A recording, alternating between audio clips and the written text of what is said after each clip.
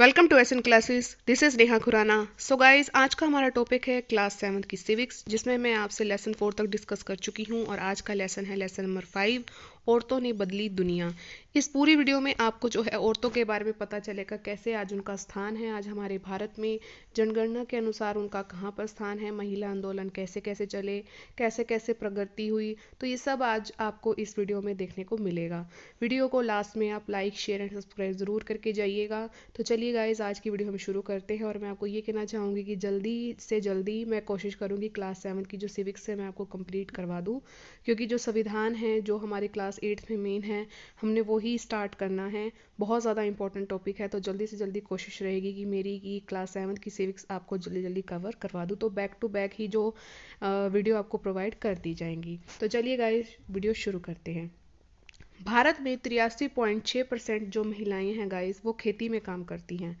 उनके काम में क्या क्या इंक्लूड है ये मैं आपको बता रही हूँ। उनके काम में इंक्लूड है पौधे रोपना, खरपतवार निकालना, फसलें काटना और कटाई करना। ये सब शामिल हैं इनके कामों में। 2004 से 2005 में ये जो है एक ब्यौरा दिया था, तो ये इस ब्यौरे में ये काम इनके लिए बताए गए थे।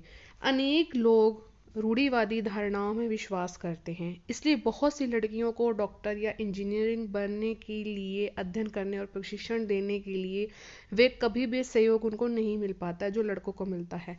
बिल्कुल, आज हमारे देश में कहीं ना कहीं ये चीज़ हमें देखने को मिलती ही है, कि शहरों में भी देखने को मिलता है। गांव की तो बात छोड़ ही दीजिए कि लड़कों को जो है इंजीनियर बनाया जाता है, डॉक्टर बनाया जाता है, लेकिन लड़कियों को ये सुविधा नहीं दी जाती।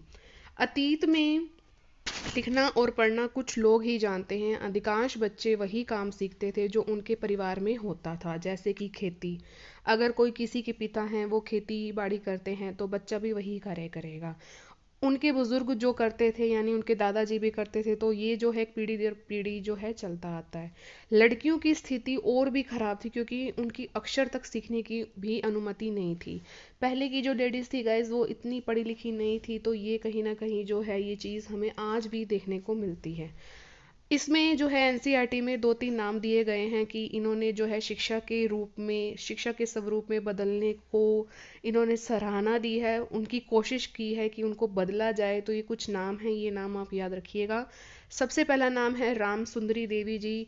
1800 से 1890 तक का इनका टाइम दिया गया है। पश्चिम बंगाल की हैं और इनकी आत्मकथा है अमार जीबोन। ठीक है, तो ये नाम आपको याद रखना है। रमाबाई हैं, 1858 से 1922 तक का टाइम दिया हुआ है, ये पुणे से हैं और एक ये महिला शिक्षक थी। रुकैया सखावत हुसैन जो कि एक लेखक थी, ये लड़कियों के लिए स्कूल में इनका जो था योगदान रहा था। लक्ष्मी लाकारा लाकरा जो झारखंड के एक गरीब आदिवासी परिवार की महिला थी। उत्तरी रेलवे में पहली महिला जो है इंजन चालक थी। आप समझ सकते हैं कि उस टाइम कितनी गंदी सिचुएशन थी, उस टाइम भी ये जो है इंजन चालक थी उस समय की। आप ये जो ये नाम है चारों के चारों जो है ये आप याद रखिएगा। चलिए आगे बढ़ते हैं।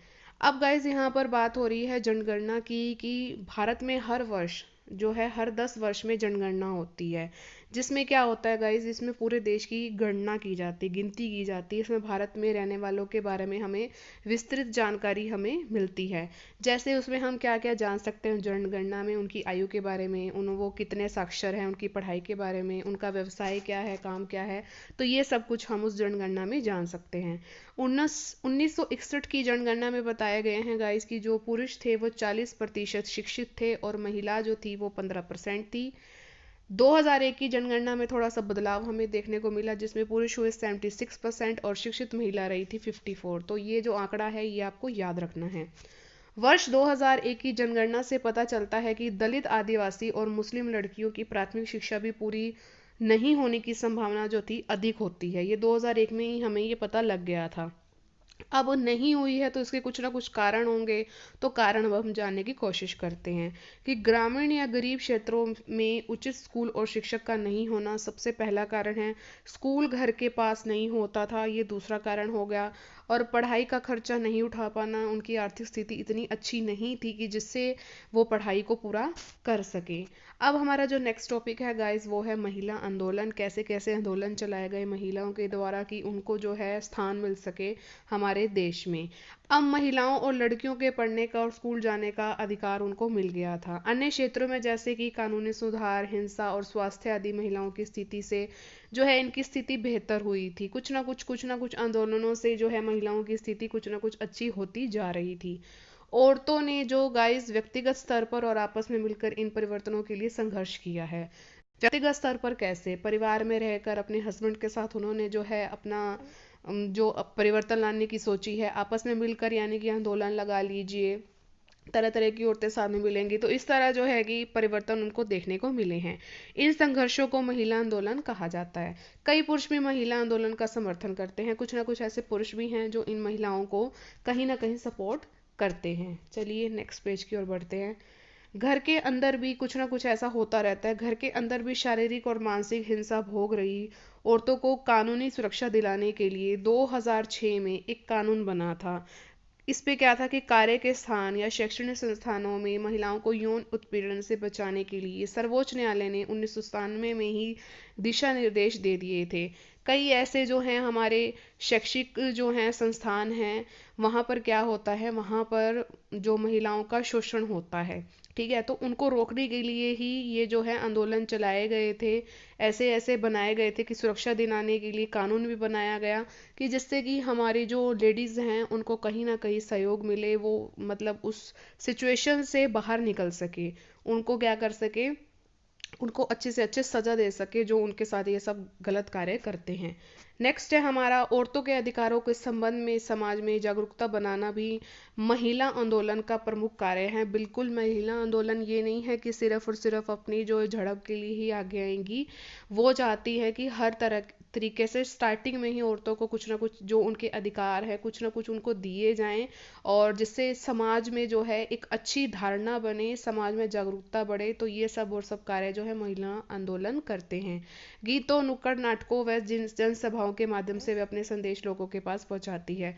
कुछ ना कुछ तो ऐसा साधन जरूर होगा ही जिससे कि वो लोगों के पास पहुंचाएगी। तो ये कुछ ऐसे साधन थे उस टाइम पे कि जिस तरह से वो अपने संदेश जो है समाज में बैठे लोगों के पास पहुंचाती थी। अपने हितों के उल्लंघन पर महिला संगठन आवाज उठाती है। अगर उनको जो हित हैं उनके और वो उसके उसको लागू नहीं करवा पा रही, या जो उनके साथ रहते हैं उनको जो प्रताड़ित करते हैं, तो वो नहीं उसको सहन कर सकती है, उल्लंघन हो रहा है, तो जो महिला संगठन होती हैं जिसमें हेड होती है, तो वो कुछ ना कुछ ऐसे कार्य करती है कि उसको कहीं ना कहीं सजा मिले जो उसके साथ गलत कर रहे हैं, जिस महिला के साथ गलत हो रहा है। तो ये सब कार्य वो करती हैं, तो ये सब आवाजें वो उठाती हैं, ठीक है। तो गाइज ये था छोटा सा वीडियो, कैसा लगा मुझे कमेंट सेक्शन में ज़रूर बताइएगा। नेक्स्ट वीडियो भी जल्दी ही अपलोड होगा और बैक टू बैक होगा ये। तो वीडियो कैसा लगा मुझे कमेंट सेक्शन में ज़रूर बताइए। ज़्यादा से ज़्यादा लाइक, शेयर एंड सब्सक्राइब ज़रूर कीजिए। और डेफिनेटली मैं आपसे यही कहना चाहूँगी, क्लास 7 की सिविक्स में किसी भी हालत में जल्दी कंप्लीट कर दूँगी। क्लास 8 की जो सिविक्स स्टार्ट करनी है और क्लास 9th और 10th का भी जो है सिलेबस हमें कंप्लीट करना है। तो ये मेरा टारगेट यही रहेगा कि जल्दी से जल्दी हम ये सब काम कर लें। मिलेंगे हम अपनी नेक्स्ट वीडियो में। Till then thank you so much for watching guys. Bye bye guys and take care.